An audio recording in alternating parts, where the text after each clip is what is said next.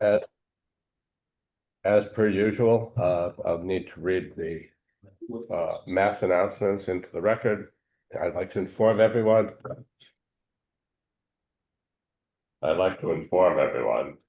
That Sean Driscoll, the authority's communications director, is making audio, video recording of today's meeting. If anyone else is making audio and or video recording of today's meeting, please identify yourself by pressing the raise your hand icon on the Zoom dashboard. Or if you're joining by telephone, by pressing *9 on your keypad. And when you're recognized, please state your name for the record. Or if you're here, raise stand up. Louisa Hustad with the Digital Gazette. Thank you, Louisa. Oh, I see. Oh, sorry. Hi, Kai Quigley, the Inquirer and Mayor. thank you.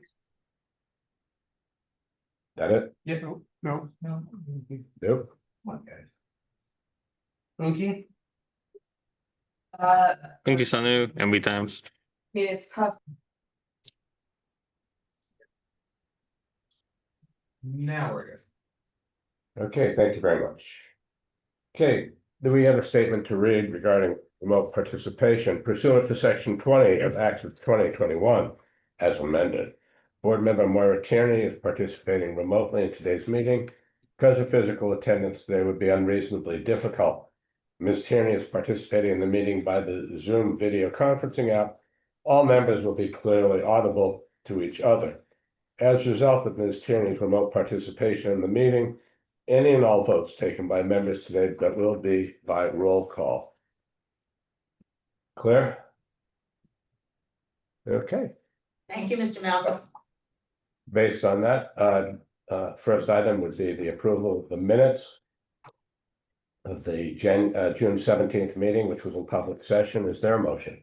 Motion to approve. I'll second. Thank you. Motion's been made and seconded. It comes to a roll call vote. That's all right. Jeffrey, I. Malcolm, I. Randy, I. Tierney, aye. Thank you, everyone. And I happen to see Mr. I'm here, Mr. Chairman. May we have a report from the Port Council? So just a couple of things to go over. So first item is Mr. Lawrence provided a status update for the conversion of the Monomoy and the installation of the rescue boat, davit, coatings, thrusters, etc. Mr. Davis then presented an update on the Woods Hole Terminal reconstruction, recent milestones, including the roof curbs and gutter, interior drainage and sanitary installation of stone siding, utility and on the utility building. Mr. Munson provided an update on the Aquinnah's performance, including the transit times and vehicle deck loading, and the staff's learning curve and its whole operation on the Vineyard route. And Ms. Fletcher provided an update on the 26th winter operating schedule, but we voted to defer to the August meeting for several reasons. And then Ms. Fletcher provided a request to purchase 2 electric shuttle buses, which we voted to recommend. And Mr. Rozum presented his May business summary and presented a request to reappoint the RSM US LLP as the authority's independent auditors for the next year. And we voted to recommend that as well. And that's it, everyone. Thank you so much. Does anyone have any questions for Nat? Well, come on. Questions that I don't want to answer? I'm going to be I'm just so you know, I'm going to be leaving, but I'm going to be coming back because I know this meeting is going to go on for a while, and I'd like to stay on this meeting today if I can make it work. So thank you all very much. Thank you, Nat, for the presentation. Thank you for your unflagging efforts on behalf of the islands and the port communities. Yep, and thank you, sir, for yours. Pleasure. Okay. Next item would be the general manager's report. Mr. Davis. Good morning, everyone. Can you hear me? Yes. Can you hear me? Yes. Okay. Yes. Begin with, I'd like to mention staff that's in the room. So to my left, Mark Amundson and Mark Rozum, Terrence Keneally, Sean Driscoll, Allison Fletcher, Stephen Coleman, Sheila Cochran, from staff, along with Liam Davis from BIA Studios, which will be presenting later today. And of course, we have our Port Council members, Joe Solito representing Oak Bluffs and John Cahill representing Tisbury in the room as well. So, with that, start off with an update on the MV Monomoy, and I'll let Mark give the fine points. Good morning, everyone. So we continue with the conversion of the Monomoy, the last vessel of the three. And she's at Alabama Shipyard down in Mobile. And first slide, Sean. Okay, we're getting ready to stow. The anchor chains have been blasted and coated for preservation. Next slide. This is a photo of the new davit, rescue boat davit installation. Next slide. Bow thrusters have been complete and installed, and they're in the process of putting the grates over it. Next slide. And we found an area underneath the keel coolers that was not preserved, and we chose to, because they do excellent steel work down in Mobile, Alabama. We did 2 inserts in there, and it was preservation for long term, and this is the only structural steel that we've encountered on any of the vessels. Next slide. This slide here is we've got a lot of feedback from our captains and low speed operation of the vessel and about tracking. And this is a conversion that Hornbeck, the previous owner of the vessel, did on their entire fleet of vessels similar to this. And this is extending the skeg a total of 13 feet, and this is to get better maneuverability of the vessel at low speed operations. And we'll be looking at that as possibly converting the other 2 vessels at some point down the road. This gets the results that we anticipate. Slide. Just a different view of the length of this, and it's really to extend to separate the 2 propeller washers from each other to get better when you put it in the CP mode and it's going astern. It just gives you better tracking. Next slide. This is the bridge. It's we're doing the startups right now of all the bridge equipment. Matter of fact, we got the new AIS position is now is visible from the vessel. Next. And this is one of the overhauls of one of the engines that we're doing right now. One of the main engines. Next slide. So on the milestones, the bulwarks are complete, the mid body is complete. We're scheduling for undocking on the 26th with the stability test on the 29th and sea trials on receiving a stability letter from the Coast Guard. So right now, where we are with the project, all 3 vessels, we have payments made to date of 76.3 million. Outstanding commitments of 7.9 million, and the current estimate is 84.2 million. And with that, I welcome any questions you may have. No, thank you. Thank you. Okay. Moving on, I want to provide a update on the Woods Hole Terminal reconstruction project. So.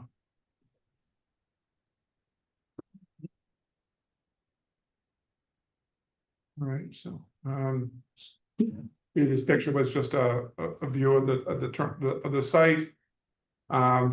So it's showing here the plumbers are installing subfloor sanitary drains within the footprint of the terminal building. Next. Electricians are likewise installing conduit at the terminal building. Next. We have, the roofer is installing a roof vapor barrier on the terminal building, which is the bottom left picture and on the picture on the right. The other picture is actually the utility building next. So this is showing the utility building. So at this point, they're preparing to install the exterior copper cladding to be installed on that second floor.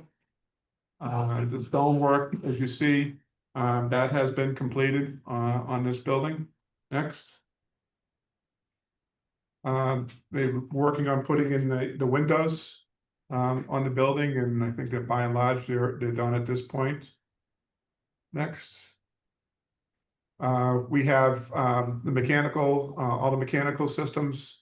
The utility building will not only be mechanicals for the utility building, but also the mechanicals for the terminal building as well. So a lot of different systems working together there.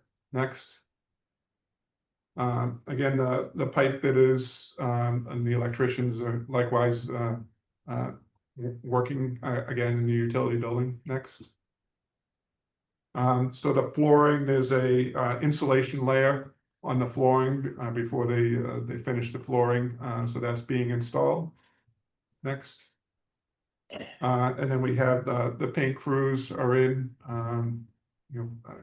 applying the paint it's on the second floor of the building. The first floor is more for utility for equipment and the like. Next. And again, just another view, some of the ductwork that has to be installed, and the picture on the right hand side is showing that there's a ladder to access the roof. We don't anticipate needing to do so, but we need to have it. Next. So the carpenters, the traffic booths had been constructed, but they hadn't been sided, so they have completed siding one of the traffic booths. Next. And in terms of the project right now, Colin Tony is about 50 to 55% done.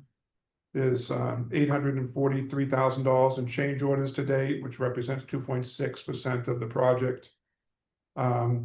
Upcoming events that we have, they'll continue to the terminal building roof to be done, and then once the plumbing and the electrical are done with their work in the for the subfloor, there will be a pour needing to be done of about 2.5 to 3 feet of concrete in the terminal building, but that'll be taking place sometime in August.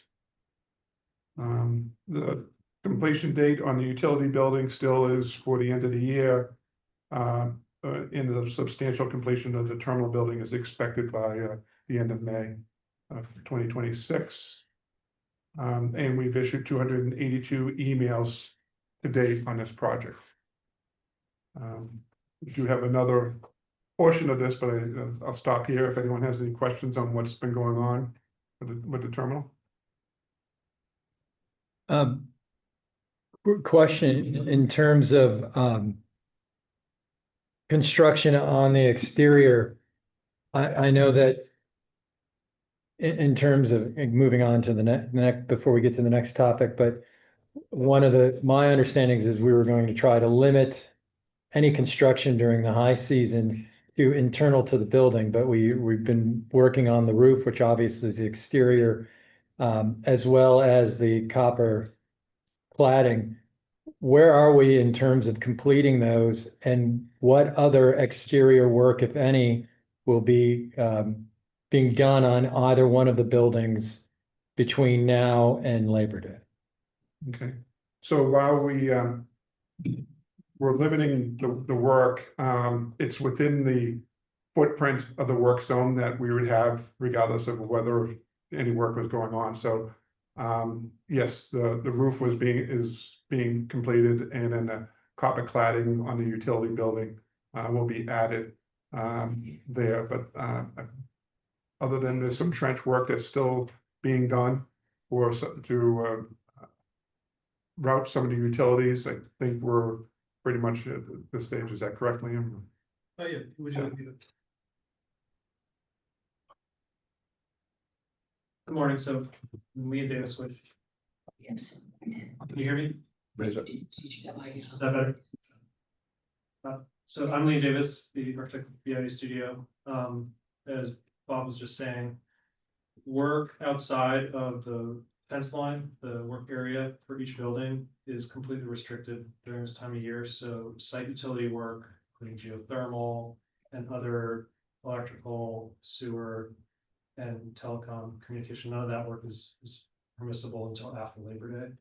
But the way the contract was written, work within the fence line is permitted, and that's to support their schedule and the completion dates that Bob was mentioning. I would just follow up that, and this is less to do with the contract and what you're doing.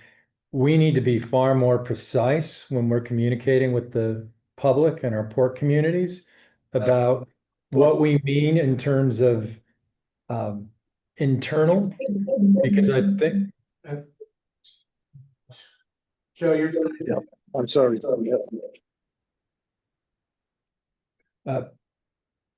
because I think there's a great amount of confusion and it undermines our credibility when we're communicating with the public, that when we say it's internal, everyone believes that what we're doing is kind of the plumbing and the electrical internal to a building. And then when they're seeing a crane operating on the exterior, putting in windows and roofing, it's a confusing and conflicting message. And it undermines the information that we're trying to communicate to the public. So I guess, and that falls on me because when I'm talking about interior work, I'm talking interior to the work zone, by and large, but. The way you just explained it should be what we're communicating to the public. As well as the statements we've made, there'd be no heavy equipment that would be used during this period. Right, so, So every time I see a crane or something that's moving around in that area, it makes the message muddled. so there is some supplies that, for instance, the roofing material was, there was a hoist that was used to put that material up on the roof for the workers. But again, the equipment itself was within the established work zone that we have. We need to be precise with our communications and our meanings and use the plain meaning of words. I mean, when you say internal, I think everyone was thinking that we are just going to be having plumbers and electricians running the utilities internal to the building. I mean, that was my understanding up until last night, so.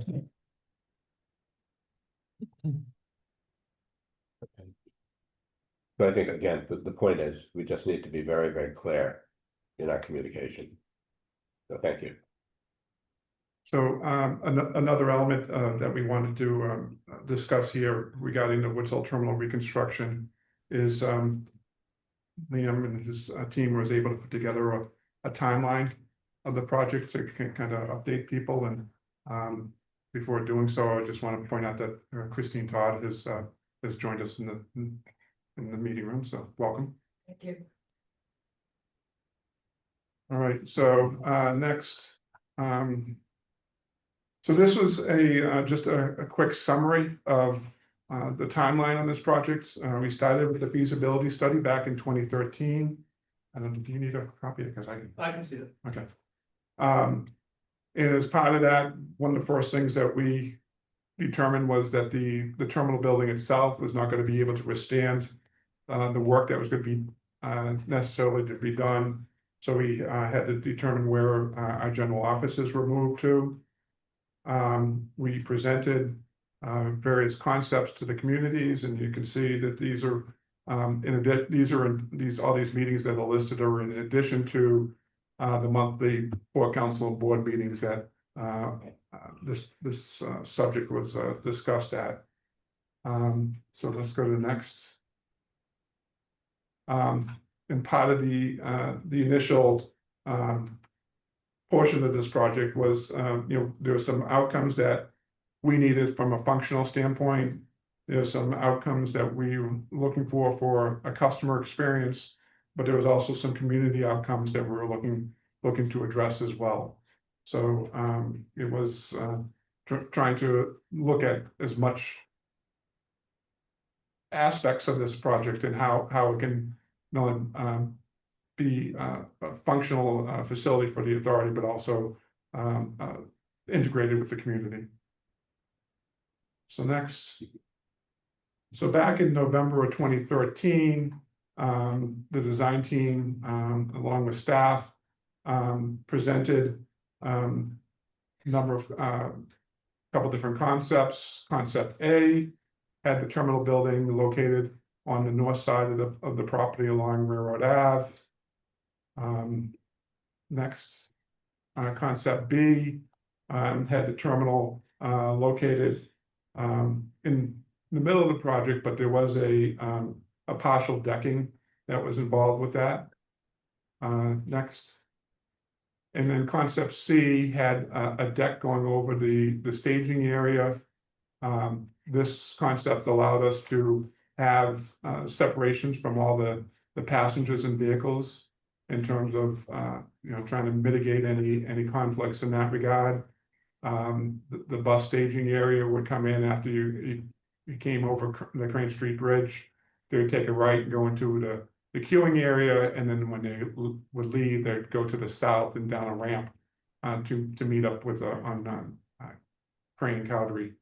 And so we had a community meeting, and there was the community voiced their displeasure with these concepts. So the design team went back, and next we ended up looking at various sites around the property on where to be able to locate the building.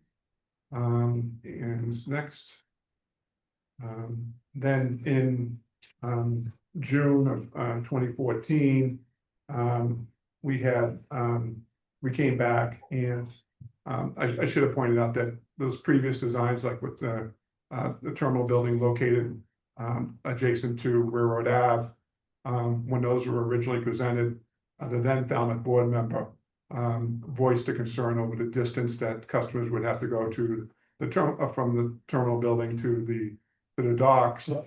We indicated that we could address that with golf carts, but she was adamant about it, and the then vineyard member agreed with the concern about the distance. So we went back, and back in June of 2014, concept E was presented, and that was approved unanimously by the board at the time.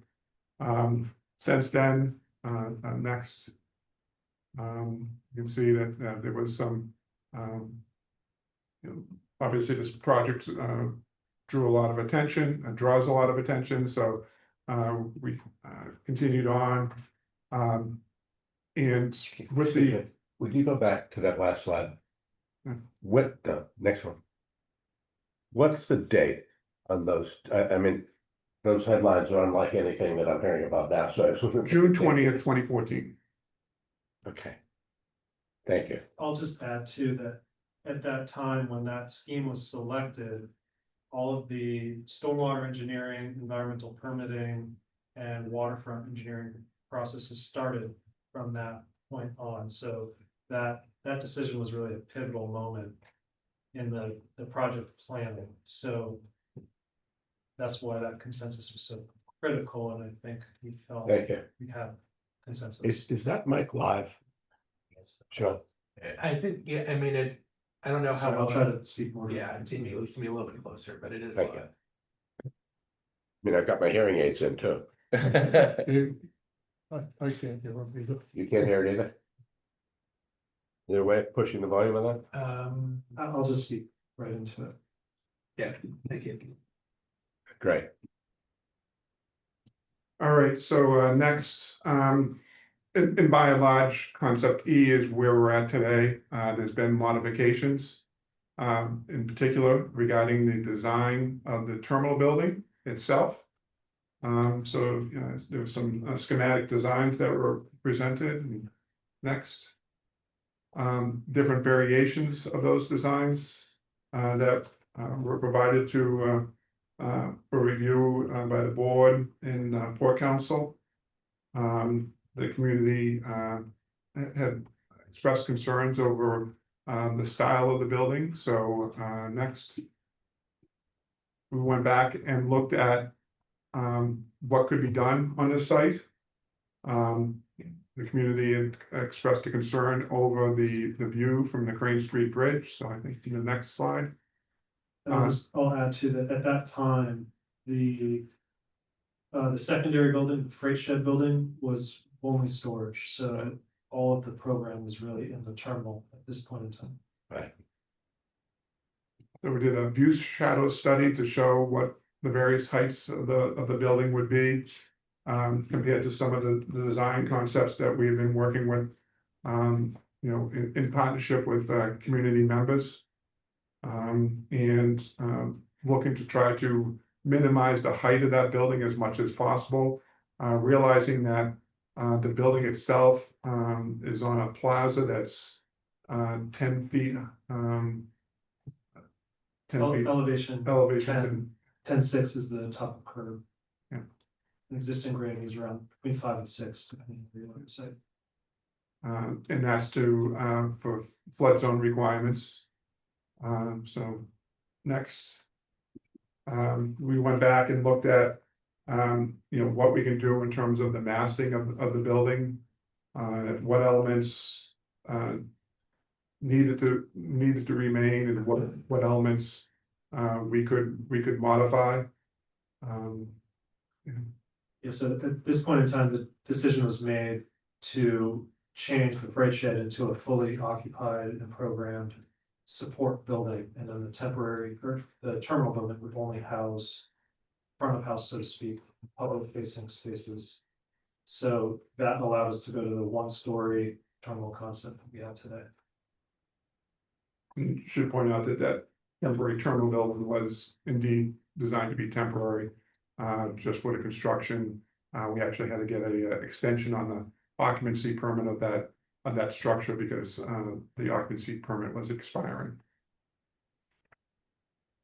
So next, this is, by and large, there's some modifications. For instance, there's no solar panels going to be over the bus area, and the building was pushed back. We eliminated one of the bus lanes behind the building, but in general, this is the concept. And then next. So I'll point out, there's a little progress slider along the bottom of the slide there. So at that point, when the 1-story terminal concept was approved, if you recall back in the first slide, the number of public engagement meetings that were held, the longest list of engagement then began at this point as well. So once we had that concept, we still were very thoroughly engaging with the community for comment on the building designs themselves once we had this direction. So that concept was approved at the November 2019 board meeting. And then from there, we looked at one point, we were looking at having the bikes down by the waterfront. We're concerned about the interface with the vehicles exiting, buses exiting and vehicles exiting the terminal. So we ended up pushing the bike parking back along railroad. And we're gonna have to we'll cut into that bank a little to be able to provide close to 200 spots for bikes. But it's the bike area will be ending at the existing crosswalk that matches up with the bike path right now. And as part of, as Liam pointed out, as part of it, the utilities, in order to minimize the amount of utilities in the terminal building, they were shifted to the utility building, which then became an occupied facility, and that increased the cost on that building significantly. The utility building actually houses the electrical infrastructure and the telecom that serves the entire site. So the shore power, all the slips, everything is fed out of that building. So next, is just showing that we were looking at a gable roof concept at one point for the utility building. There was concern from, the neighbors about that height. We did end up having, coming back with a flat roof, which it's just slightly lower than what was previously there. And it is showing here on the bottom sketch, that our intention is to create a seating area, park, area there, north of, slip 3. And there was a working group from the community that we met with probably about a half a dozen times as we developed the design of the community park. And we toured other local parks in the community as well. So they were very heavily involved in the decision making, not just about the layout, but the types of plants going into the park and what some of the use might be. I believe there's also even an interest expressed in helping the authority maintain that park moving forward. That is advanced from those early discussions. And there was also a horse trough that the town has that's over by their water station, that the community members were looking to have that return to Woods Hole, because it used to be in Woods Hole, and so we're making plans to incorporate that inside the park area. So next. Okay. So here's some sketches of what the terminal building will be. We want to as part of this, in order not to have a lot of switchbacks and the like, the building is being dry flood proof. And there's going to be deployable barriers that will be put up by the entrances to the doorways in the event of a storm event. Next. With the exception of eliminating one of the bus lanes, this is and moving the building to the east, which would be to the right-hand side of this image. This is by and large what we're looking at for this facility. Next. This just shows the two bus lanes now, and the bike area on the right-hand side. So in the meantime, we met with the Falmouth DPW town engineer about some of the curb cuts and the impact that we have on the corner of Luscombe and Railroad. As part of that, we're looking, part of this is, Liam had pointed out, we're addressing stormwater management on our site. And I think we're going to be able to do a good job on that. Talking with the town, they're interested in having a sidewalk placed on the southern side of Railroad Ave, along the street there, as well. I guess, Liam, maybe you want to talk about the intersection there at the stormwater. Yes, so I think everyone in this room is aware that the Luscombe Railroad intersection is a critical choke point in terms of the connection between the terminal and the village of Woods Hole.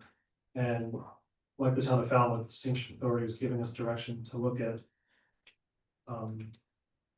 controlling the interaction between pedestrians, cyclists, and vehicles as much as possible. So we had a series of meetings with DPW, and at their request, we added an island which sits just along the northern edge of the plaza there, and that is a planted raised island that's intended to help define the railroad and Luscombe intersection, and help separate the vehicular traffic that's transiting on Steamship Authority property with slips from the traffic that's driving along Luscombe Railroad. They also confirmed that there's a proposed crosswalk that brings you from the water side of Luscombe over towards the restaurant at the corner there on the interior corner.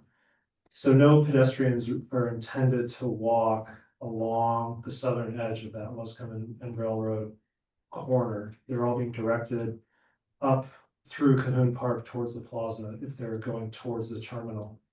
And similarly, anyone who's arriving by the bike path is either being directed south towards the plaza and the terminal, or there's again, a crosswalk if you're heading into the village. So essentially pedestrians are being steered away from that busy area and away from the vehicles exiting from the waterfront or exiting out of the bus lanes.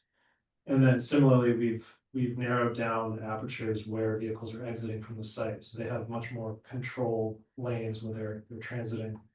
So between those additions to the plan, I think we've taken what was already a desire to control pedestrian and bicycle movement, and we've added a few more layers to help control that even further. And this is not intended to necessarily even be a final design. We're still working with the town, and I expect there will still be additional revisions made before we construct this. Just a question as to what I see missing on the plan, and which it was a great point of discussion last night at the Falmouth Select Board. Where on this plan is it anticipated for ride share and taxi pickup and drop off, as well as just pickup in general from the steamship of private vehicles? Because the town is very much now enforcing a no pickup in the loading zones on Luscombe and Railroad. So the pickup and drop off area is adjacent to the bike park. So Go you back. can, maybe if you put the Go curve back here, two highlight. slides, I think. Go back. Yeah, well, go forward. Okay. Back one. Well, yeah, that's good. So the intent is that any vehicles doing pickup and drop off would enter along Cowdrey Road, circulate around the back of the site. And next to the bicycle parking canopy, the curbside there, it's essentially a curbside loading, unloading zone. And then those vehicles have a dedicated exit lane to turn out onto Railroad Ave, separate from all the vehicular staging lanes. So that's the active pickup and loading area. There's also some angled parking between Cowdrey Road, there's that little island there, so that zone would be a series of parking spaces which are, I believe, planned for dedicated ride share and taxi. And to follow up, how do we plan to manage the flow across the bridge and through Cowdrey Road? I mean, part of the issue has been that the backups that occur has dissuaded many of the ride shares and taxis from actually going to where they're supposed to be going for pickup and drop off. So instead of just a one booth at the base of Cowdrey, there's actually going to be two lanes to be able to cycle them in. There's also a third booth that's back in the lot in that lower triangle, rectangle there. That will be there as well to try to be able to keep the traffic moving as much as possible. And of course, we'll be looking at with the new reservation system, whether there's an opportunity for, whether, we are able to do license plate recognition or whatever to be able to get that information ahead of time. By the time they pull up to the booth, that all that information has already been transmitted, so. Right, I mean, my understanding from sitting in on the reservation systems, I mean, my hope is that we move to geofencing and check-in is, physical check-in becomes the exception, not the rule, as it is now.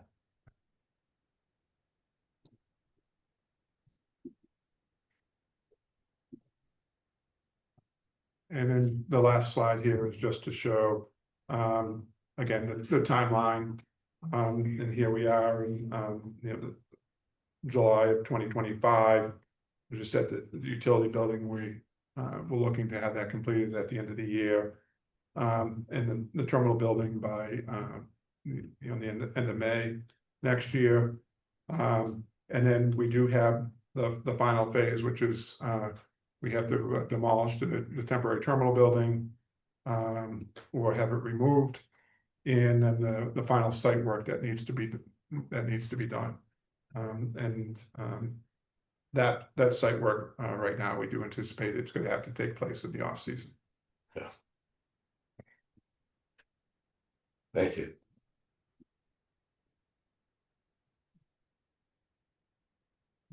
Anyone has any other questions? No, Thank you. but I think, I think that it's important to point out this project has been going on since 2013, Correct. that at one point those headlines indicated that the Falmouth people were, or at least the majority of the Falmouth people, were comfortable with what the steamship was doing.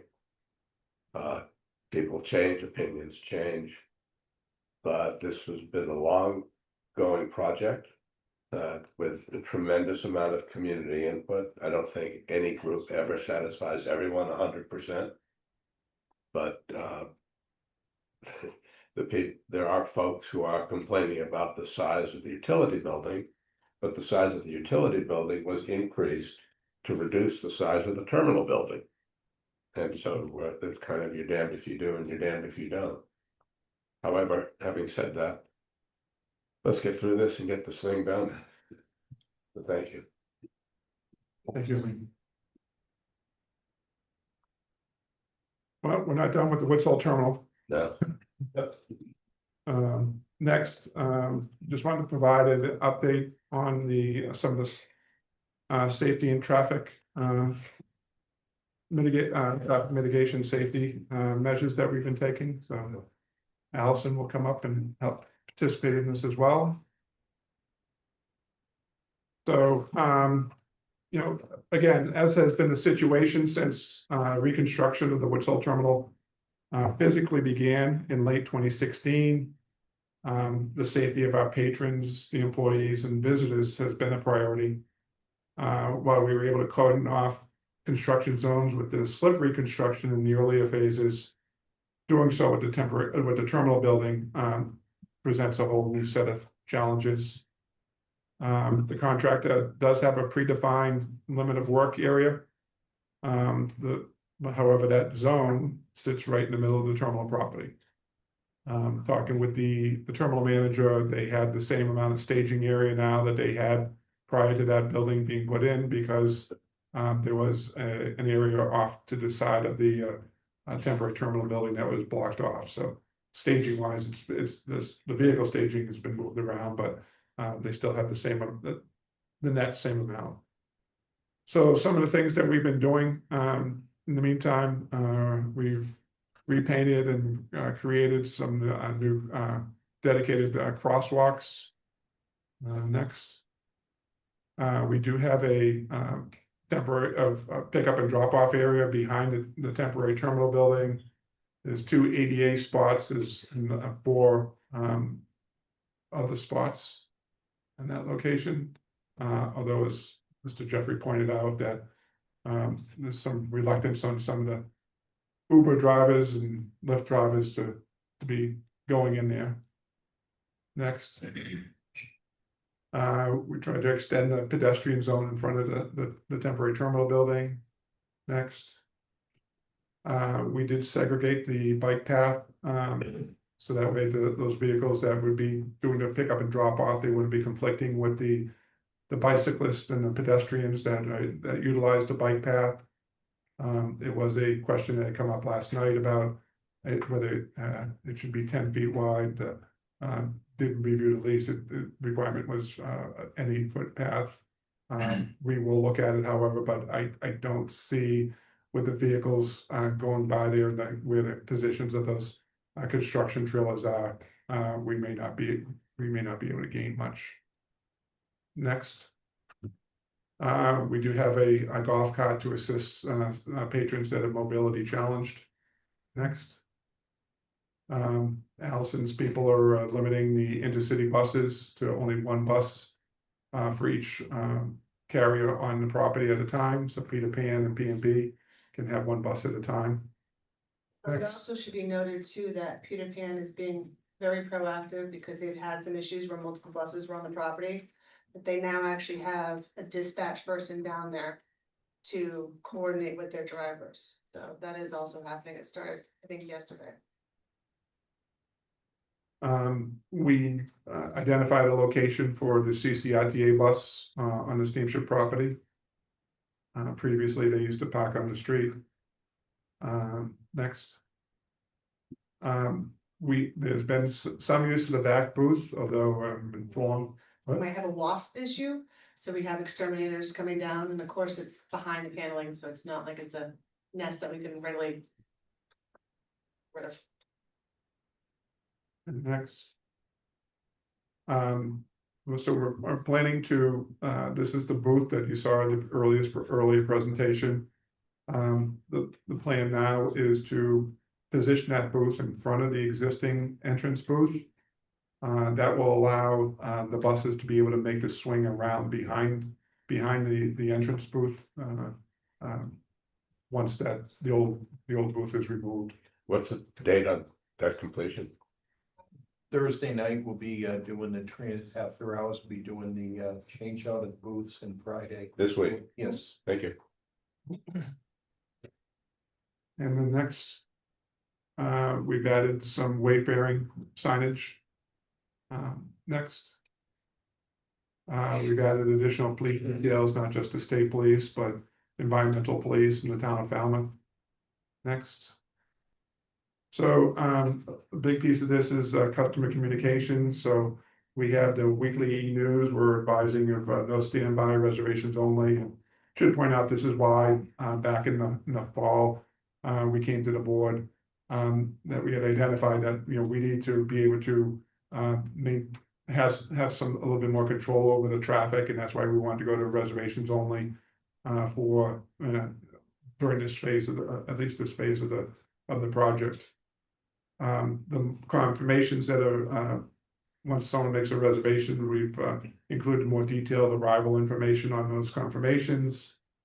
The afternoon prior to someone's scheduled travel, an email is sent out, and then that email includes the acceptable arrival times, and again reinforces that there's no standby, so there's no reason to be getting there earlier. We have a banner on the website advising that no parking is available on the site and on our site at Woods Hole Terminal. The available message sign that we have up on MacArthur Boulevard has been changed to no ferry parking in Woods Hole. In the sign Palmer Ave lot, also indicating no ferry parking in Woods Hole. So again, I think on behalf of the staff, we want to emphasize that safety is a top priority here. But the terminal is a construction zone, as many transportation facilities end up being. And this is a temporary condition, and by this time next year, we expect the new terminal to be completed and operational, and hopefully a number of these conflicts will be further addressed. So, and with that, Allison, Mark, myself, happy to answer any questions. Thank you, Peter. First, I'd like to mention that last night, the Falmouth Select Board had invited the Steamship Authority to come to talk about the Woods Hole Terminal traffic mitigation and safety measures. And I'd like to thank Bob and Mark Adamson and Allison and Sean for all coming to last night's Select Board meeting. It was very well attended, and there was a lot of engagement there, and I think a pretty positive discussion overall. The one thing that was clear to me from both the Select Board as well as from Sergeant Oliver, the Falmouth Police Department Traffic Division Director, and Peter McConerty, the Director of Department of Public Works, is that we need to enhance our communications. I think especially with the Traffic Division, kind of updating them in real time and in advance of traffic issues or even our construction deliveries, as well as we need to have greater collaboration. And Sergeant Oliver had suggested, and I would urge us to do this, that he and the Department of Public Works Director come walk the property with Allison and Mark and the site director, because they have some ideas about how we can jointly address some of these safety issues and traffic mitigation on either side of the property line. And I think we should take advantage of that immediately. And I'd like to be involved in that. The other thing I would say is that to the extent that we can give 10 feet on that bike lane, that would buy a tremendous amount of goodwill, as well as I think increase the safety of cyclists and pedestrians on that. So I think we should take a real hard look at what we can do in terms of doing that. Thank you, Peter. Any other questions or comments from members of the board? Okay, I'll make one. Maybe a compound comment, but I think it's gonna be one. Peter has spent a good bit of time at the Woods Hole Terminal. I've spent a good bit of time at the Woods Hole Terminal. The congestion that we see down there, based upon the conversations that I've had with terminal agents, with staff, and based on my own observation, the congestion that we see is the summer congestion that we deal with virtually every summer. Where we have many people coming down, trying to get on earlier ferries. We have people who will circle around, leave their cars. It's a human behavior kind of thing. I applaud, or I'm pleased with, the increased communication. The fact that noon before you're sailing, you get a notification saying, come for your boat when it is your boat time, don't come early. The sign change has been good. I think the impact of having Falmouth more involved in terms of traffic control, the police, the environmental police, the state police has been helpful. And again, in my conversations with people on the island who have expressed some concerns, when I pointed out to them the increased messaging on the signs along the road, the increased messaging that's going on in the websites. People are creatures of habit. They've been using the Steamship Authority for years and years and years. Many of these folks haven't looked at the website. Many of these folks, they do what they've always done, which is, my medical appointment got out early, I'll see if I can get an earlier boat. And when we have 50 cars, we have 2 boats in there at one time. Steamship Authority has 100 vehicles that are down on the property. You start adding people coming early and you do get congestion. It's not new, it's an existing problem, but the fact that there's construction site work underway creates more and more need for better communication to the public and a better response from the public, if that is at all possible. So, thank you for the effort. So if I may just add, so yes, I did talk with Sergeant Oliver after the meeting. And told him, just let us know when you'd like to come down along with the DPW director. And I'll check your schedule to make sure you're available on what we can do there. And we'll look into some technologies about whether there's any handhelds that we might be able to use to help speed that check-in process along as an interim step as well. But I do want to point out, I want to thank the terminal staff. The situation that they've been dealing with, it's constantly changing. And so I think kudos to the staff to be able to process, as many people as they do in and out of that facility. So I guess the only thing, and I agree with that, the staff is doing a terrific job, some better than others. So training, particularly, I think in the afternoons when we have less experienced people on in terms of how to handle situations is important. I know the morning seems to be, based on my observation, people are very familiar with what they need to do. But as the day wears on and newer folks get involved, they need to be really managed. Hired quite a few more people this year than we had last year. Last year we had 21 individuals. Terminal this year we have 25. So Right. just a matter of getting everybody trained up properly is is key, so. And again, it's proactive communications, not only to them, but from them. Thank you. Well, thank you, Al. Thank you, Al. All right, next, I want to provide an update on the MV Aquinnah's performance thus far. Steal this from you. Good morning again. Just wanted to give an update on, we've had the Aquinnah in service on the Vineyard Haven route since the 21st of June. Next slide, and this is a picture of her coming in to the start of the service. So what this slide shows is we have three, as everyone who may or may not be aware, we have quite a tidal flow in between the island of Martha's Vineyard and the mainland. And this kind of shows the difference. We have an average time period, which we started out a little bit higher. We're getting in the area of 44 minutes as an average. And the high shows when we're going against the tide, and the lower area is going with the tide. So it's quite a difference in the speed based on tidal. Next slide, please. And this kind of shows some comparisons of the various with the other vessels that we have.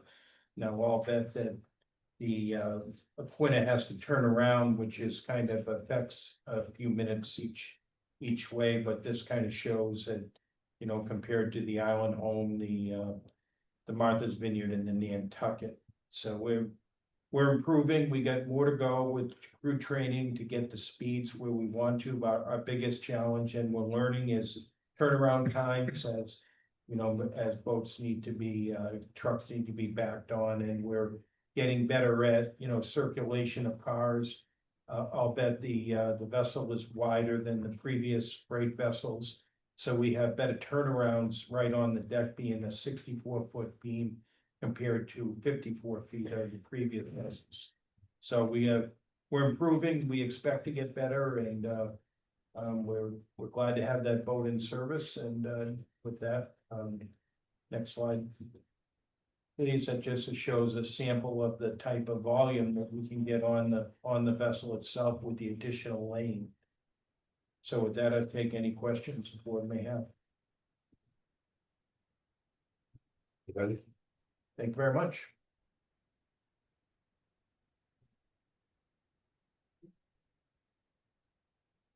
All right, next is treasurer's report. Good morning, everyone. Morning, Mark. All right, so we got the business summary for the month of May.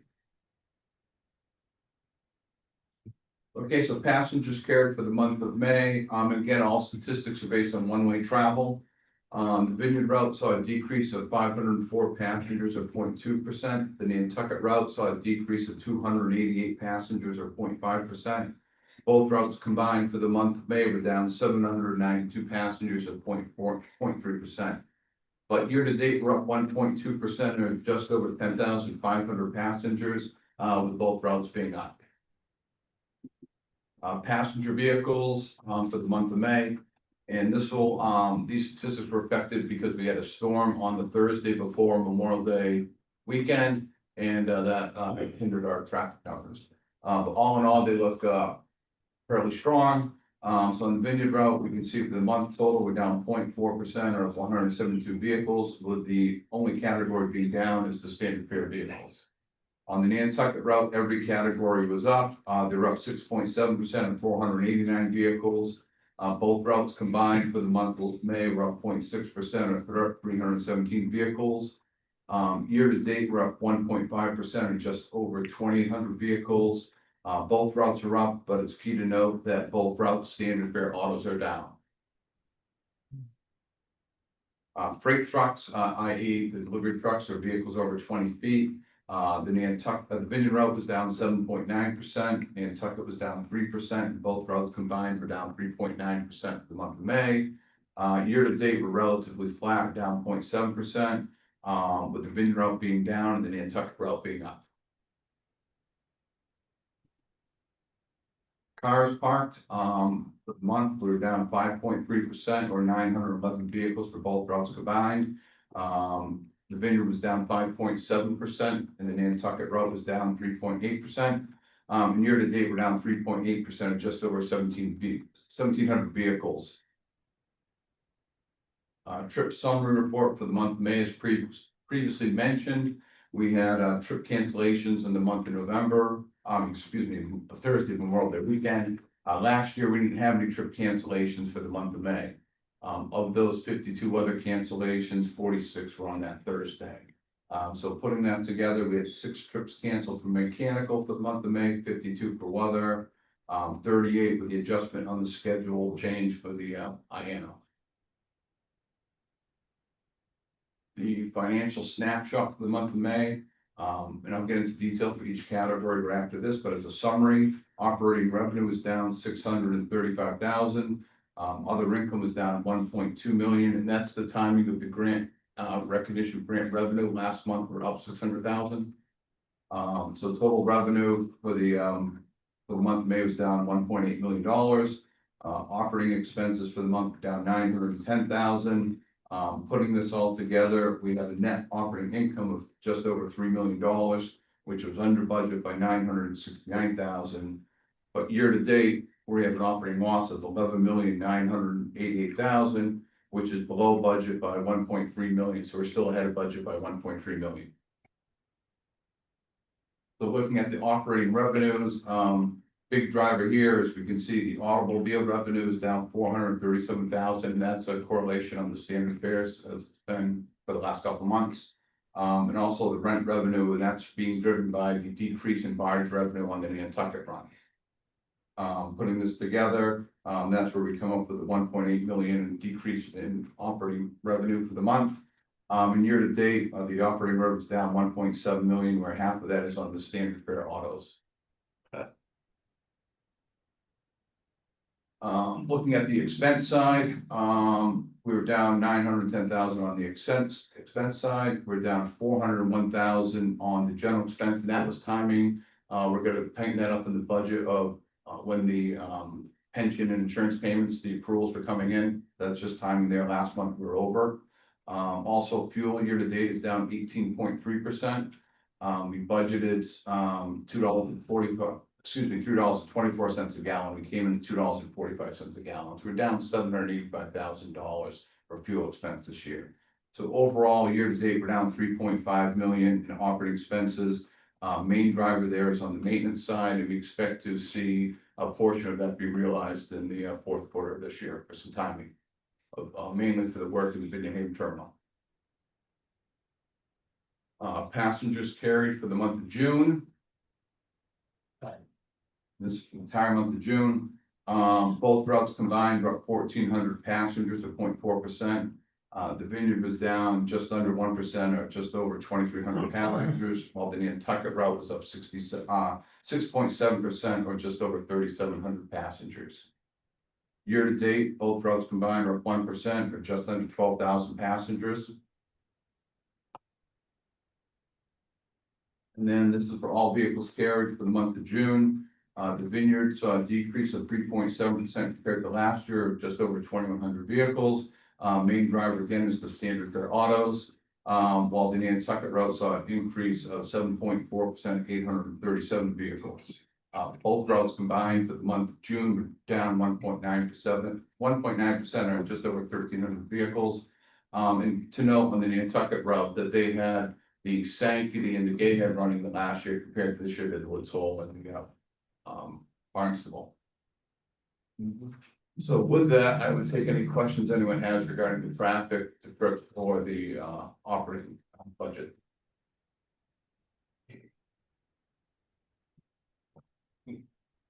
Okay, thank you. Next on the agenda, May is the looking for approval for the reappointment of RSM as our independent auditor for the Steamship Authority. They're looking to do a 2-year engagement for the fiscal years ending 12/31/2025 and 12/31/2026. The cost per year will be $160,000 in year 1 and $165,000 in year 2. This is about a 2% increase over last year. This also includes the single audit, which is required whenever an entity receives over $750,000 in federal funds. RSM is the 5th largest accounting firm. They have a personnel rotation policy. We're not dealing with the same people every year.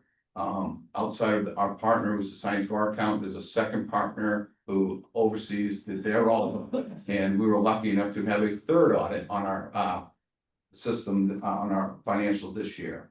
And put in perspective, 2023, we had 20, for the financial, 400 audit requests for deliverables. This year, working with them with the familiarity of what they're looking for, we're able to reduce that to 200 to get the submissions right the first time. And that's where we're able to get a March date on the audit report this year. So with that, we're looking for the Port Council did approve at their meeting to recommend the reappointment of RSM for the next 2 years, and we're looking for approval from the board. Any Motion to questions, approve. any motions? Motion to approve. Seconded. Okay. I'd make a motion for approval. Okay, we have a motion and we have a second from Ms. Tierney, I do have a question. and there's a question. Mr. Rozum, I see that the last time we put this out for an RFP was 13 years ago. And while I'm not necessarily opposed to the recommendation, I'm wondering from both a procurement standpoint and then also just from a public perception standpoint, at what point should we put an RFP out again? So we have competing interests right now. We have the reservation system, which is going to be taking up a lot of resources. And if we bring in a new audit firm where we have to redevelop how the methodology and the terminology that they're looking for instance for information, it's going to be a significant drag on our department for learning curve. And myself will be not available to work on the reservation project probably for significant times between November and March. So that's one of the reasons. I know the last time we had this reappointment, it was requested, but with the competing time that our team will be for this new project and the audit and the familiarization of the methodology, the cloud sharing services. As I mentioned before, reducing the 400 files down to 200. And they do have different tranches of review periods. As I mentioned, they have a 3rd audit on us. So I feel very comfortable on their independence. And the pricing is only going up 2% and 3%. That's my reason for not going out to bid at this point. We can see where we stand after the next 2 financials, but other in the reservation system. But that's the main driver not going out to bid is the time crunch. Sure. I mean, that seems well reasoned to me. I guess my next question would be for more Mr. Keneally. At what point does the state require us to do that or recommend that we do go out for bid on this type of contract? Typically, you want to look at periods. It really depends on the service. But I mean, I think typically you probably want to be looking at contracts, within a 6-year period. You want to kind of look at your vendors and say to yourself, is that something we want to move on from? Or so again, I appreciate your comments too. I think Mark and I talked about that as well. But again, I think given everything else that's going on and the relative, reasonable increase in costs over the next couple of years, I think I agree with Mark's recommendation that we, move forward with RSM. So I think that's well reasoned, and I would support this recommendation. I guess with my comment would be that I think it would be appropriate, and obviously I'm very vested in the IT system, reservation system, but that I think we as a board need then to bid this out at the end of this contract extension, if we vote for the contract extension. Mr. Davis? If I may just add, so one of the benefits that we have right with RSM is the size of the firm. Previously, we were with Deloitte and Touche, which is a big 4. RSM is a top 5, as Mike pointed out. But it's the rotation effectively every year. He has a different team. There may be the team leader may be there for 2 years, and then they cycle out. The partners, it was 6 years. The partner on it ends up cycling out as well. So we get the benefit of a fresh perspective each year from the RSM team. while still having some continuity between audits as well, so. And I think Mark also, my experience with them, and I think Mark would attest, is that they're a great resource to be able to vet, how to be handling certain transactions and the like, so it's not just once a year that we're dealing with, that they're dealing with them, it's, over the course of the year, there's communications going back and forth. So whoever the board chooses, they work for you, except on me, or on your behalf, making sure we're doing everything right. I'm just worried that by switching over, it's gonna be a huge time burden. If the board wants us to do both, that but there'll be. No, like I said, I think your recommendation is well reasoned, and I think the reservation system and the resources for that is a priority. I'm just thinking forward that, from even a public perception standpoint, I think we need to bid this out the next time around. Okay. But I would support the motion now. Okay, so the motion's been made and seconded. It comes to a vote. The vote is roll call. Jones, aye. Jeffrey, I. Malcolm, I. Randy, I. Tierney, I. Thank you, Mara. Okay. Thank you, Mara. Thank you.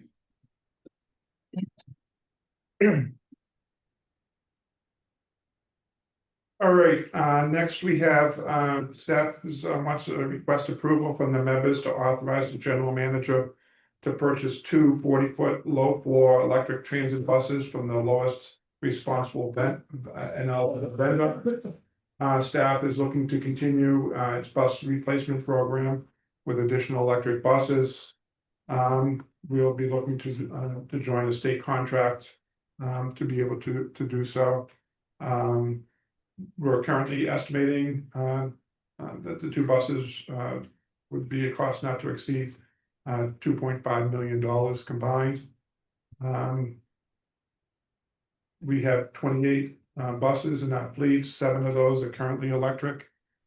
We did receive two hybrid 35-foot low floor buses at the end of June of this year, June 30th. And those will be placed into service on the Hyannis route, because the shorter wheelbase, they'll be able to make we anticipate they'll be able to make the turns easier, and the short distance that they travel, they'll be on battery, primarily on those, but it being a hybrid, it gives some redundancy as well, so. And the board council at their July 1st meeting voted to recommend purchase of two electric buses. There is a long lead time on these items, anywhere between 12 and 18 months. I don't know if Allison has anything to add. I know the Port Council did ask us to look into pricing also for hybrid and diesel, so the vendors that we are dealing with will be getting us prices in all 3 of those categories as well to see cost efficiency. Thank you. You had your hand up, sir. Yeah, these were 40-foot buses, 40-foot, yes. 40-foot, and they're gonna be in Hyannis? No, No, these buses would be on the Woods Hole Road. your Hyannis buses are 35-foot and they're hybrid, and they are right now, they've been registered and we're just waiting to get them into service, so almost any day now they'll be in service on your end. Well, I would suggest that we start concentrating a little on Hyannis. We took the ones from Hyannis and put them into Falmouth, did we not?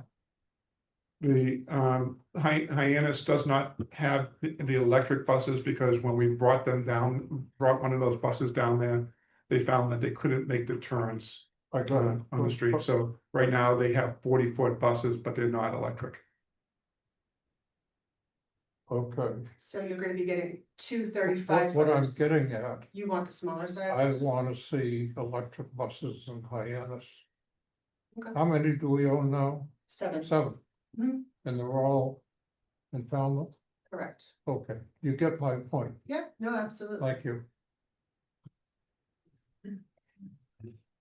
Yep, so And again, I guess later this week, it sounds like we'll be putting in the 2 hybrid buses down on the Hyannis, at the Hyannis terminal.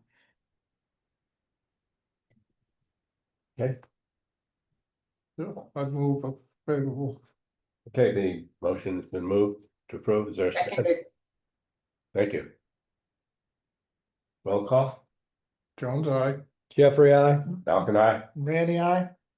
Tierney, I. Thank you.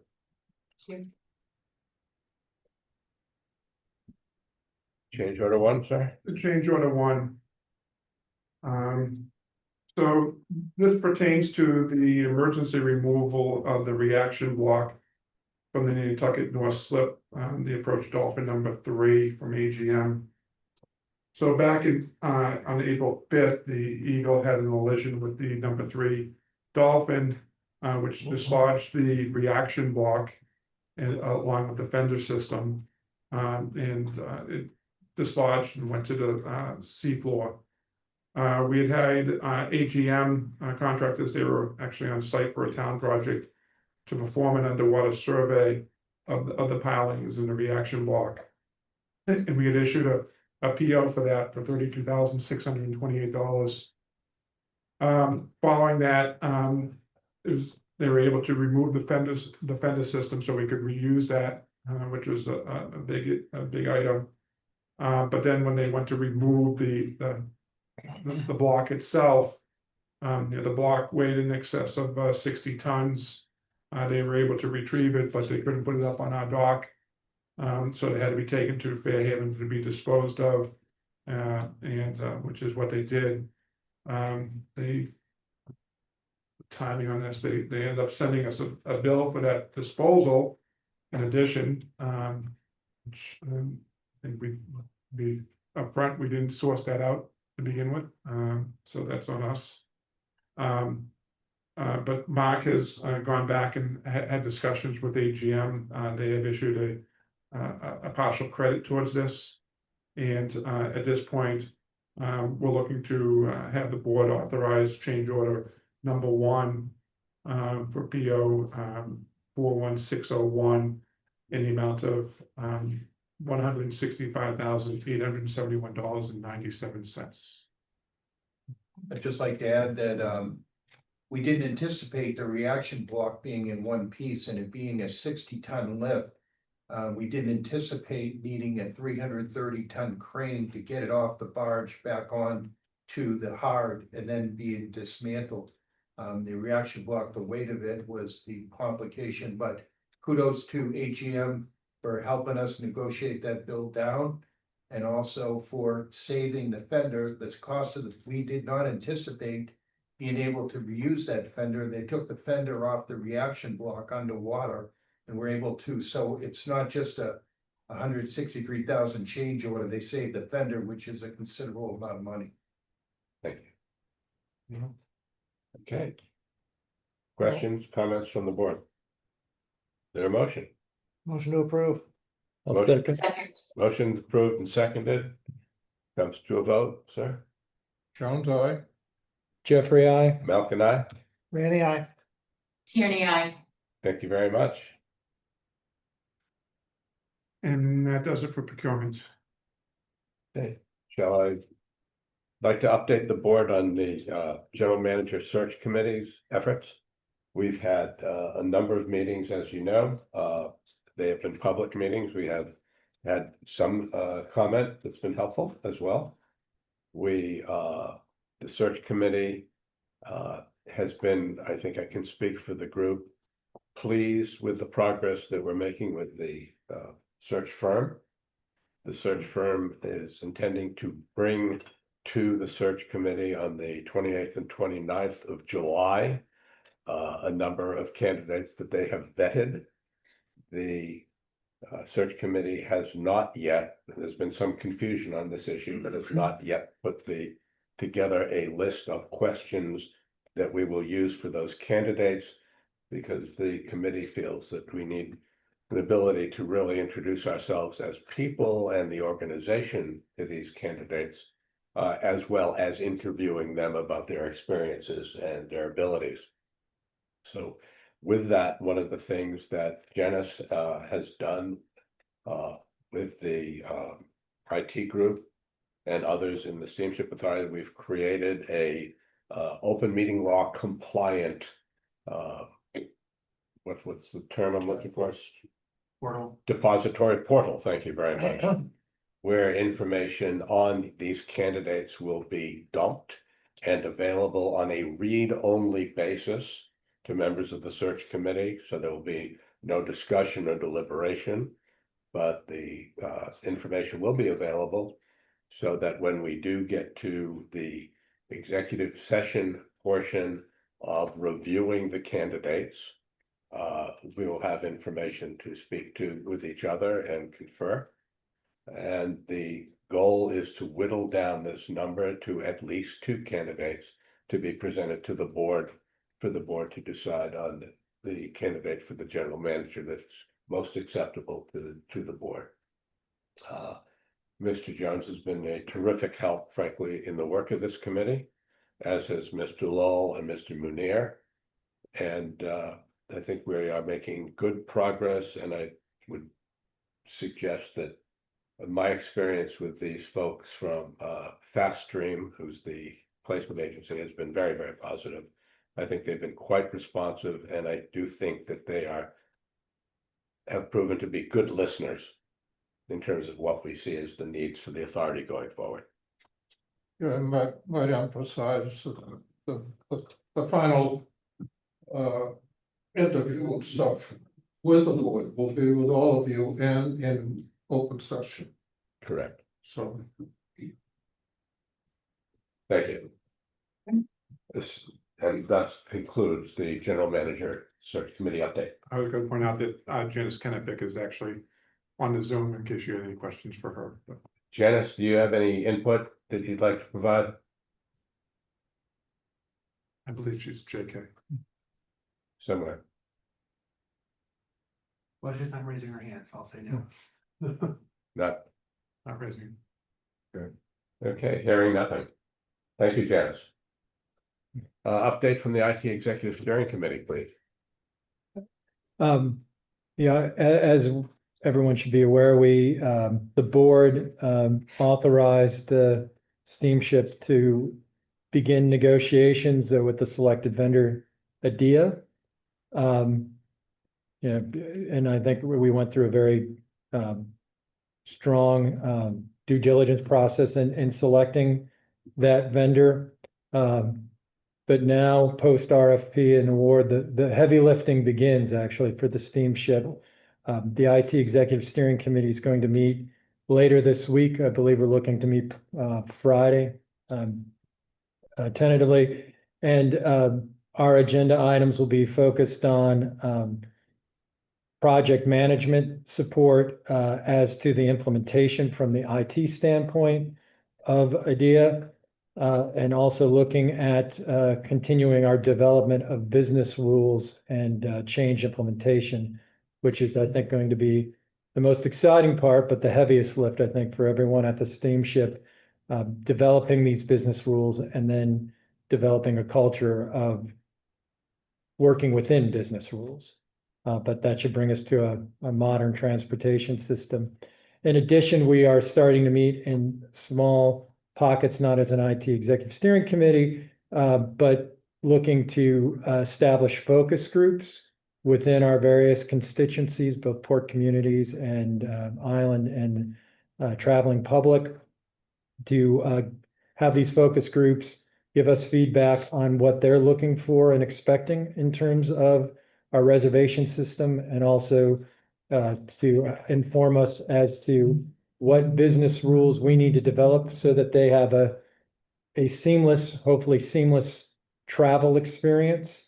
And then later today, I'll be meeting with Givas and Mark Rozum, I think you're on the meeting, about starting to determine who should we have and what constituencies should we have in these different focus groups. And I think we're hoping to complete those in the next 45 days. Yes. The schedule. And so, and as you're all aware, the IT Executive Steering Committee meeting are public, and we allow for public comment at those. So, Mark, do you have anything to add, or either Mark? It's a joint Mark production. So we're doing the focus groups. I believe there's one preliminary being set up for the Vineyard, and as well as Nantucket coming up shortly as well. I believe in the month of July. We already had a preliminary kickoff meeting with Adea. Terrence is working with his team on the contract review. And we have a meeting, pre-kickoff meeting Thursday with Adea. And so we're gonna have dual pass. One is the contract negotiations, but not holding up the project to find out deliverable schedules and that work. So everything's progressing on that aspect as we hope. Thank you. The only comment I'd make is, A, good work. B, this is gonna be heavy lifting and it's gonna require time and effort from a lot of stakeholders. And I wanna make sure that we have staffing sufficient to get all this stuff done as effectively as possible.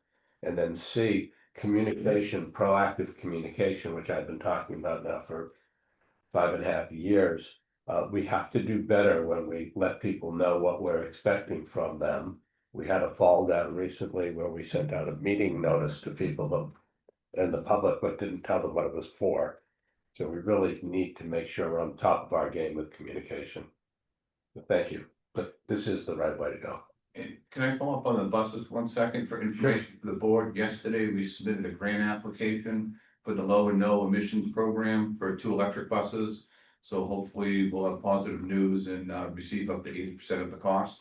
So we're submitting the grant applications in. It's just a matter of worthy or not. What kind, this grant from where? This is from the FTA for it's a low or no emissions program. Right. So we applied for up to an 80% match for 2 buses and 1 charger. So that was submitted yesterday. That program still exists? Yeah, I was gonna say. It still exists right now. Good question. Yes. But as of right now, it still exists. We'll see what happens next year. We're not applying for a coal-powered bus? Right, yeah. We'll apply for anything we qualify for. It still exists. Yeah.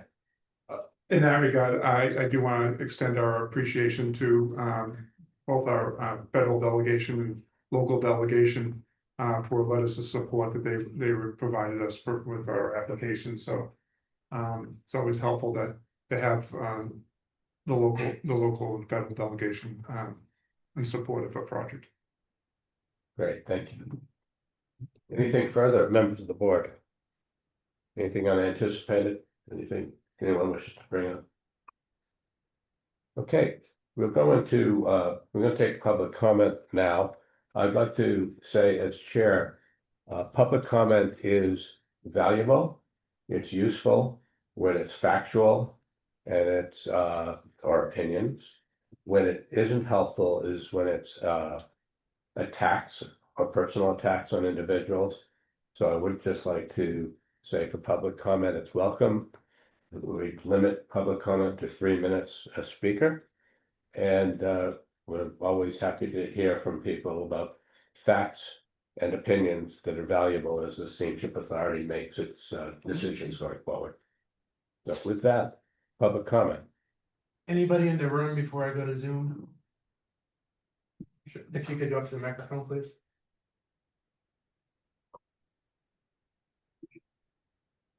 Hi, Jonathan Chatton from Edgartown. I have a question on Woods Hole and coming down the bridge, to the staging area. The short term and the long term. Right now, is it still 2-way? In other words, there's only 1 lane going in and there's 1 lane coming out.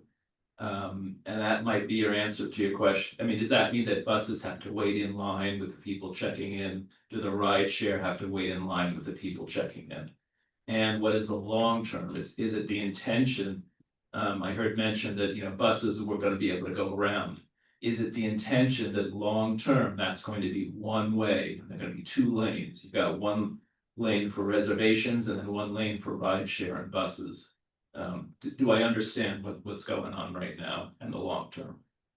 I'd like to answer the short term, and one of the reasons you may have seen is we're putting in a new booth ahead of the existing booth. And the reason for that is for when we take a bus out of line, we can make the turn radius into getting that bus into the bus lanes, and that will reduce the traffic by 6 car lanes, up to 6 car lanes. So we want to get very proactive on that. Now pass it on to Bob for the long term. So for long term, there's gonna be two lanes coming in and one lane leaving. It still is going to be a two-way street there, so. And then as for whether one of the booths is dedicated for ride share or pickup and drop off, we have discussed that element of it. But we'll be looking whether they're in either lane, our people should be able to direct them to the appropriate, whether it's a staging lane or to a temporary parking area. But Bob, if I could add, so the Cowdrey Road and the bridge itself is Town of Falmouth Road, and it does not only access the steamship, but there is a neighborhood on Juniper Point that it accesses. So as well as to the Coast Guard station and some homes there by Little Harbor. So it has to be a two-way operational street for those neighborhoods and not just for the steamship's use.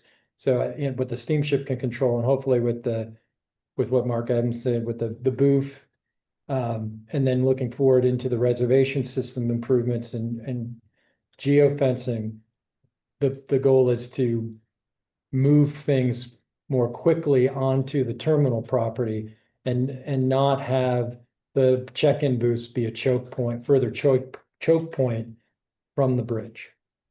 Okay.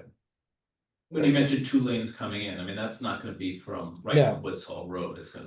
Correct, that's that's entering the steamship's property. Okay, Crane Street, which is the original street you take a left onto, Yeah. that remains one lane each direction. okay. And that can't change. Thank you. Other public comment? Yeah, Leon Brathwaite.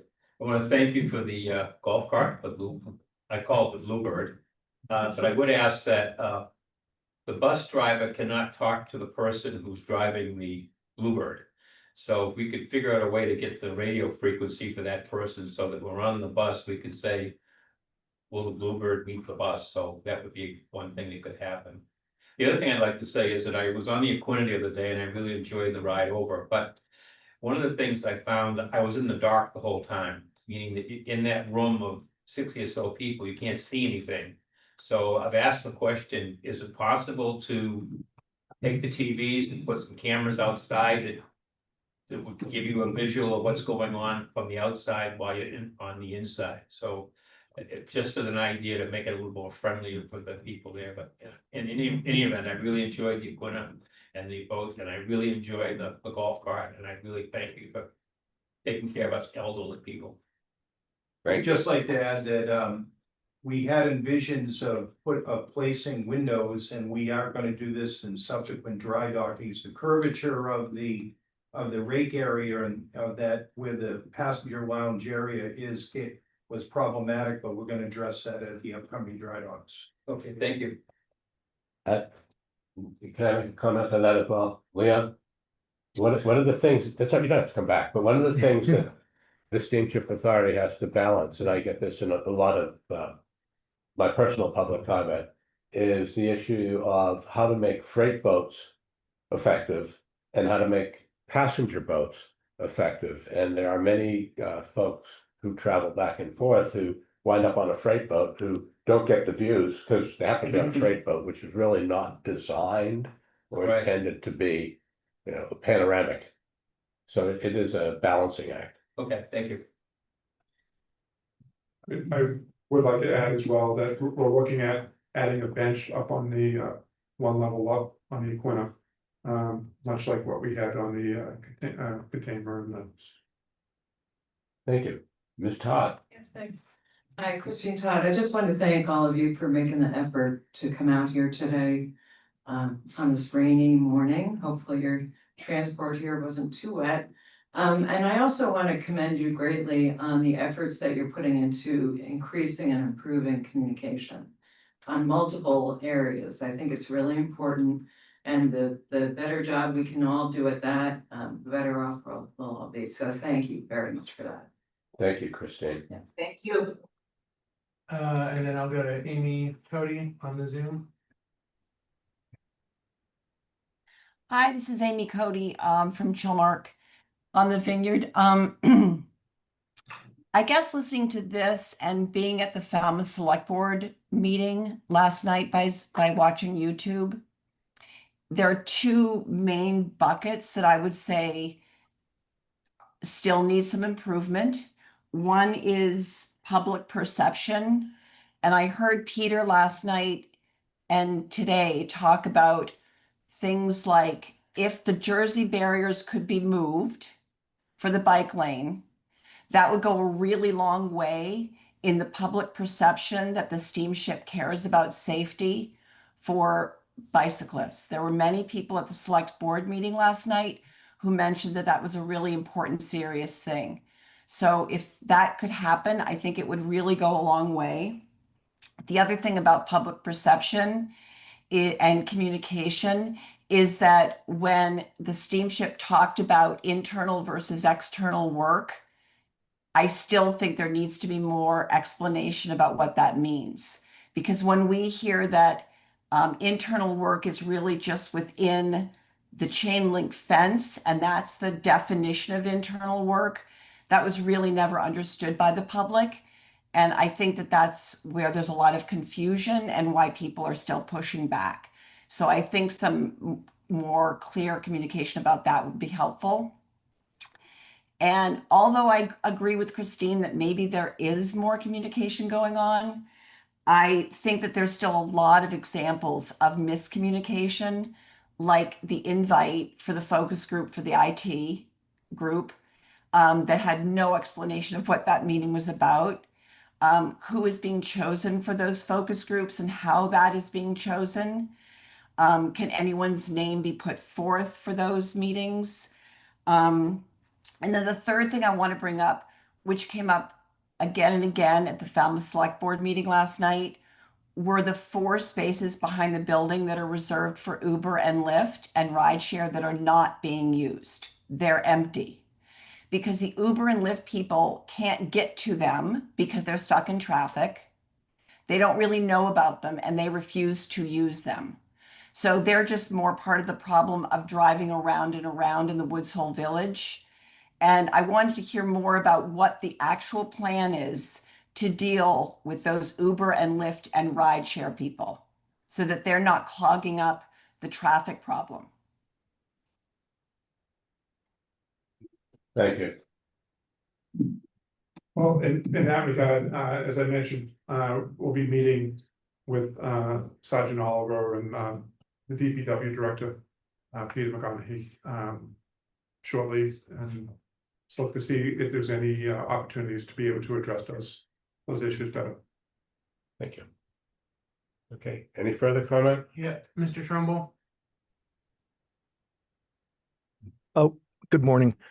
I'd like to continue in the spirit of some compromise on the part of the steamship, and this relates to the 2026 scheduling. We did get a preview of the steamship's wish for freight scheduling again at 5:30 on the July 1st Port Council meeting during that discussion.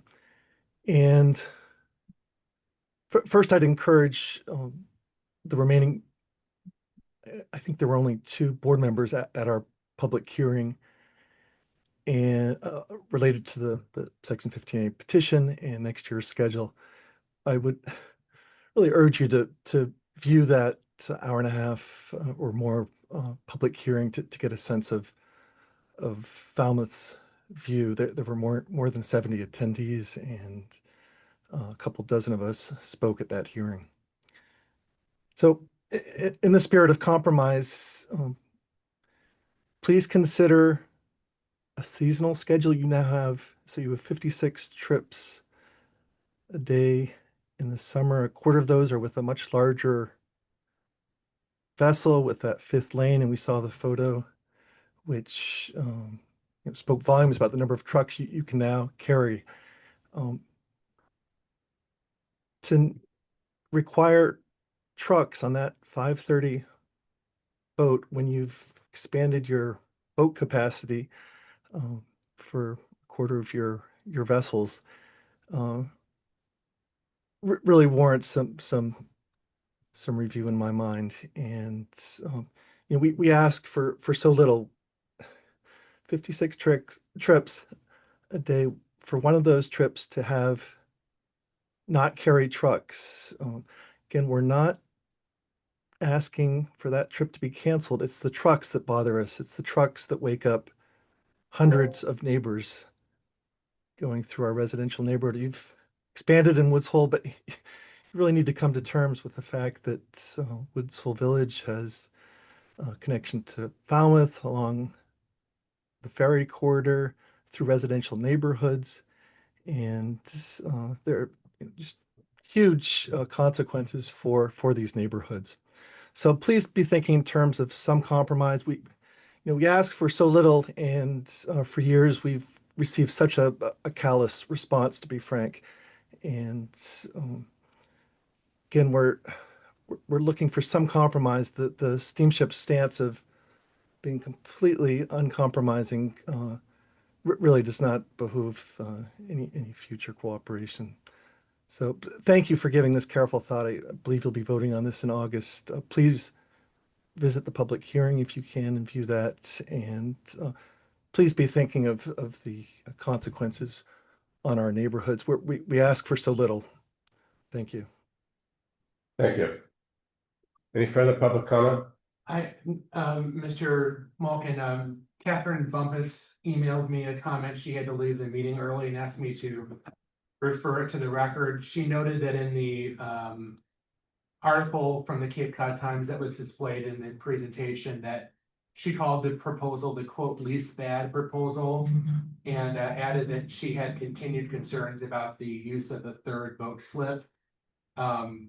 So she encouraged everyone to read the text of that article, and she said it's not as positive as the headline. And I wrote the article, so she's not necessarily off base. Thank you. In my prior life. Thank you. Thank you. Anything further? No. I don't see any. Okay. Well, I would take entertain a motion first to adjourn this meeting and then entertain a motion to go into executive session. So first, the motion to adjourn. Oh, actually, you want to move to executive session first, Chuck? Then I want to adjourn out of. Well, then we'll worry about adjournment when we're done. Are we coming back? Well, We might be coming back.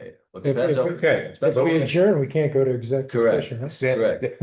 So let's go to executive session, and then we'll decide whether we're gonna come back in executive session. Therefore, I would like to entertain a motion to go into executive session to discuss and approve the minutes of the authority's meetings in executive session on the 17th of June, 2025.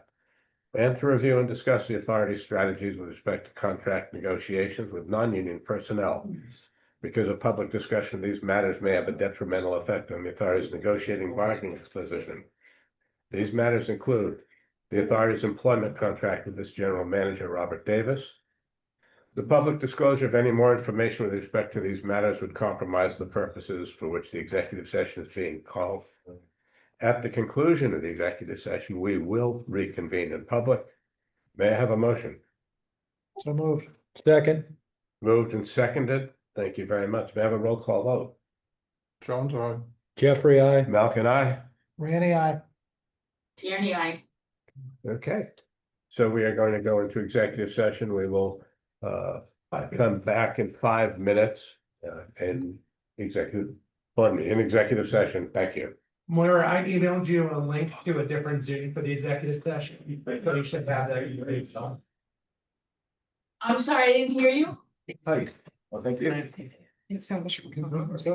Sorry, Moira, I emailed you For a all your work. link to a different Zoom for the executive session, so you want to leave this meeting and go into that. Okay, all right, got it. Thank you. Will we be allowed to stay for executive session?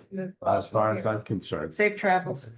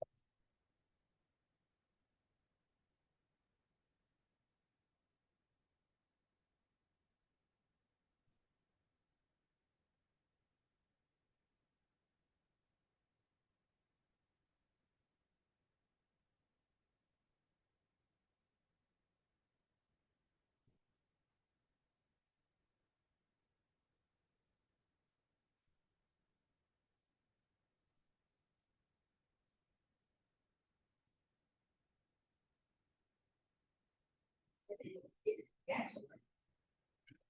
That's what I think. I think what she did was. She. Wrote to. Whoever it was. Like Mile High, working with. A gap for imports.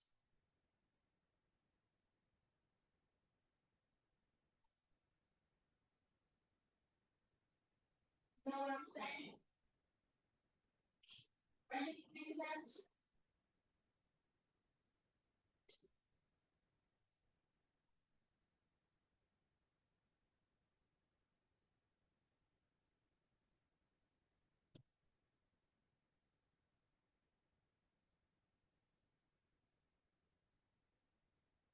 Yes.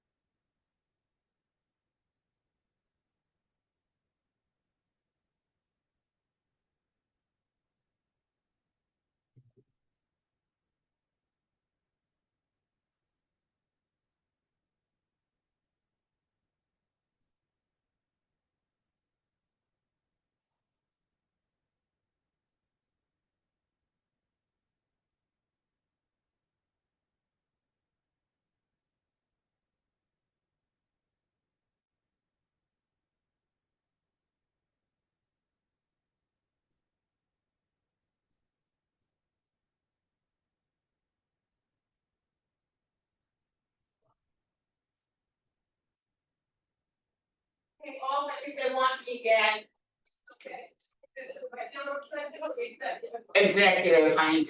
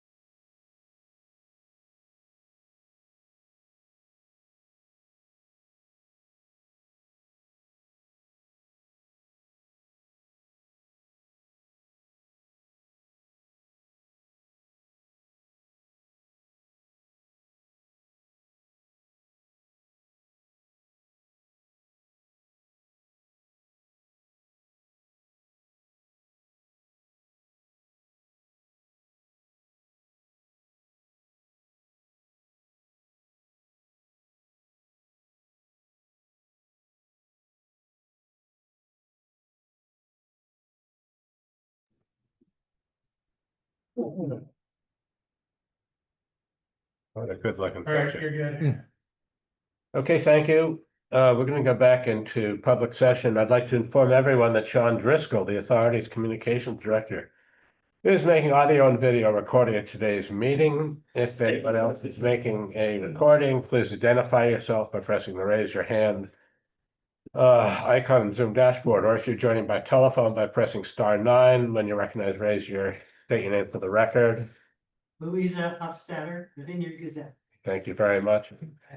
Do I need to read the remote participation since Moira is not here? No. Thank you. Thank you. Thank you, Yankee. All right, we are now back in open session.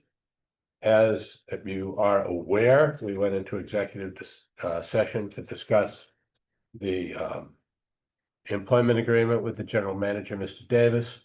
That discussion was extensive and vigorous, and we are going to continue. We are not concluding that discussion, but we are going to continue the discussion to a date to be named as soon as possible.